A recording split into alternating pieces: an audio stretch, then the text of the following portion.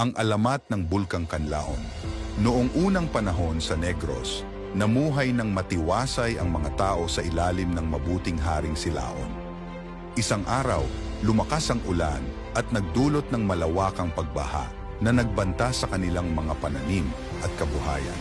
Upang iligtas ang mga tao, inutusan ni Haring Laon ang kanyang mga kampon na gumawa ng mataas na bunton ng lupa na kanilang napagtagumpayan sa tulong ng mahiwagang birang ng hari. Matapos ang baha, isang malaking ahas na may 7 ulo ang tumira sa bundok na nagdulot ng takot sa buong bayan. Dumating ang isang makisig at mahiwagang binata na nagngangalang Kan, na nag-alok na patayin ng ahas kapalit ng yaman at kasal sa anak ng hari.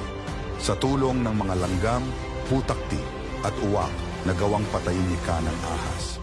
Pinugot ni Kan ang 7 ulo ng ahas at inialay ito kay Haring Laon na nagpasaya sa buong bayan.